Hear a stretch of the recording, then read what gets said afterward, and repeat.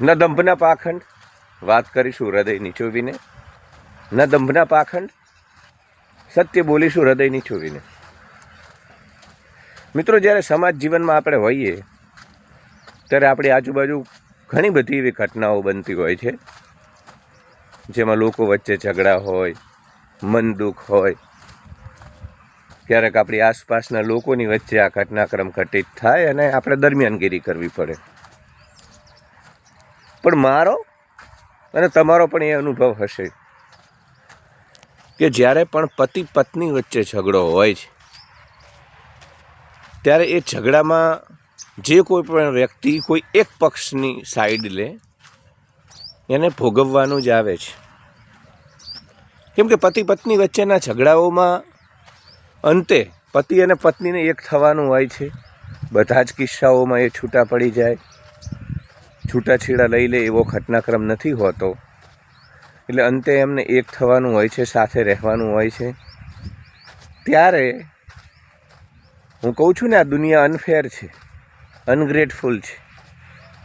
એટલે એ પતિ પત્ની ઘણી વખત સાથે મળીને એવું અનુભવતા હોય છે કે જે વ્યક્તિએ દરમિયાનગીરી કરી હતી, જે વ્યક્તિનો હેતુ હતો કે ભાઈ એમનો સંસાર જીવન તૂટે નહીં, સારી રીતે ચાલે, એ વ્યક્તિ એમનો દુશ્મન બની જાય. ઘણા બધા કિસ્સામાં પતિ પત્ની બંને સાથે મળી એને દુશ્મન અનુભવવા લાગે.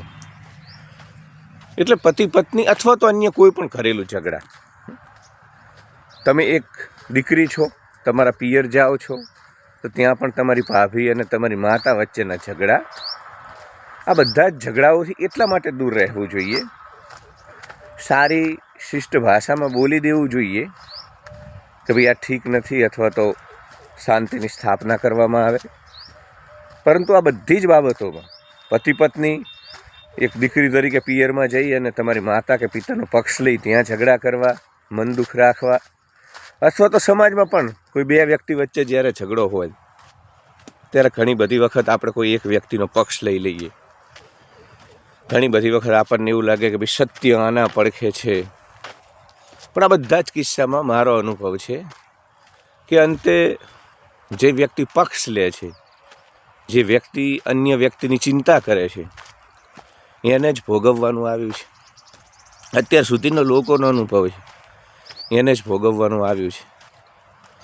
ઘણી બધી વખત જે બંને પક્ષ વચ્ચે ઝઘડા હોય એ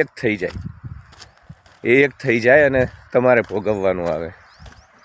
પછી તમને અફસોસ થાય કે સાલું જેના માટે કર્યું એ બધા તો એક થઈ ગયા.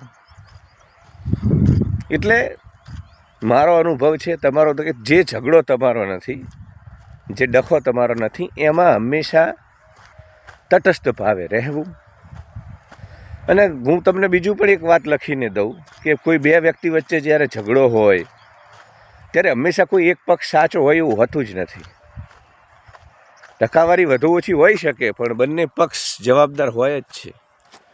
ટકાવારી વધુ ઓછી હોઈ શકે, હિસ્સેદારી વધુ ઓછી થઈ શકે, પણ કોઈ એક પક્ષ સાવ સાચો અને કોઈ એક પક્ષ સાવ ખોટો આવું નથી હોતું.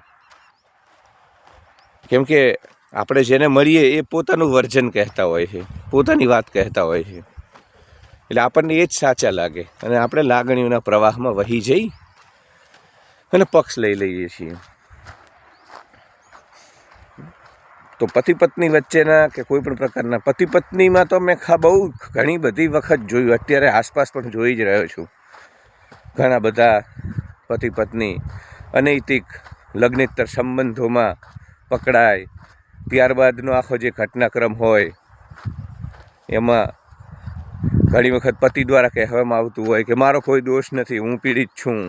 પત્ની દ્વારા, અને પછી સગા સંબંધીઓ ભાવનાશીલ થઈ જાય, લાગણીશીલ થઈ જાય, કોઈ એકનો પક્ષ લઈ લે, પછી એ બંને જે એકબીજાના દુશ્મન બન્યા હોય એ અમુક સમય પછી બંને એક થઈ જાય, ભેગા થઈ જાય, અને પેલો ભાઈ વધી પડે જેને સાઈડ લીધી હોય, પક્ષ લીધો હોય. એટલે આ એક પરેજી પાડવા જેવી છે. કેમ કે લાગણીઓના આવેગમાં, સંબંધોના આવેગમાં આપણે જે ઝઘડો તમારો નથી એમાં તમે તટસ્થ ભાવે રહો. કેમ કે આજ દિવસ સુધી કોઈ પણ આ વિડીયો જુએ છે, મેં જેટલી પણ વાતો તમને કરી, ઘણી બધી વખત દીકરીઓ એમના પિયર જઈ અને માતા માટે પિતા માટે થઈ અને ભાભી જોડે ભાઈ જોડે. હવે માતા પિતા પણ આપણા તો એવા અનફેર હોય છે કે એ છેલ્લે એમને એમના દીકરા જોડે રહેવાનું, વહુ જોડે જ રહેવાનું, દીકરાની પુત્ર વધુ જોડે, પત્ની જોડે. એટલે દીકરી સાચી હોય તો એ છેલ્લે પેલા જ લોકોના પક્ષમાં. આવા પણ મારી આજુબાજુ ઉદાહરણ છે. એટલે ભારતની સડી ગયેલી સામાજિક વ્યવસ્થાઓમાં, સમાજ જીવનમાં આવા ઘણા બધા દજાપા છે મારા વાલીડાઓ, મિત્રો. અને આ બધા દજાપામાં ન પડો, કોઈના પણ જીવનમાં ન પડશો. સમય નથી. એ સમય જતો રહ્યો જ્યારે તમે કોકના બાર વટિયા વરો, કોકના ઝઘડા ઉછીતા વરો. એ માણસ આ જીવન ન ભૂલે, તમારી પડખે રહે. એ સમય ચાલ્યો ગયો મિત્રો. આ સમય અલગ છે, આ કાળ અલગ છે, આ સમયનો તકાજો અલગ છે. અહીંયા જેટલો લાગણીશીલ, જેટલો લોકોની ચિંતા કરવાવાળો, એટલો જ વધુ ને વધુ પીસાય છે. દીકરીઓને મેં જોયું કે એ પછી મને દલીલ કરતી હોય, અરે મેં તો માતા પિતાની ચિંતા કરી, છેલ્લે એ પણ ખબર છે મારી ભાભી કેવી છે, તો પણ એ ભાભીના પક્ષે રહ્યા.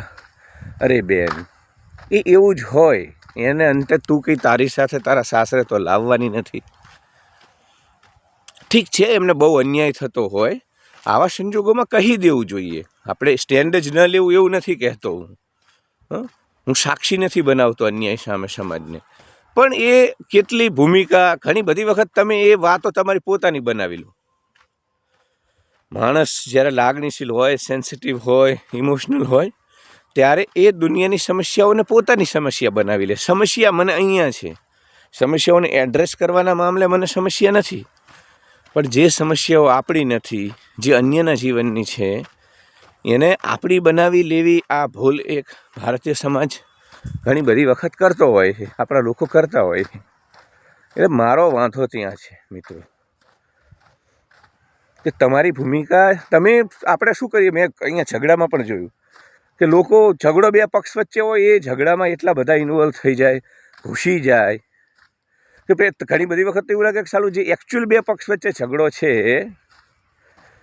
એના કરતાં પણ આ બંનેનો ઉપાડો, જે બીજા લોકો છે એમનો ઉપાડો હોય, જે કૂદ્યા છે, જેમને ઉડતું તીર લીધું છે.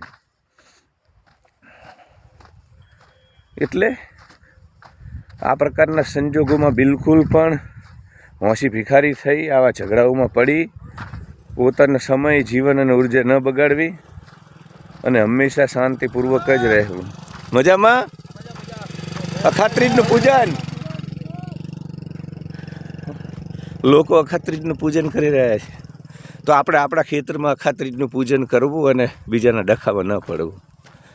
Love you all. Like, share and subscribe. હાથમાં વિડીયો, કમેન્ટ, ડિસ્ક્રિપ્શનમાં જઈ ડિટેલ છે, કાઉન્સેલિંગ કોલ લઈ શકો છો તમારા જીવનની કોઈ પણ સમસ્યા માટે. Love you.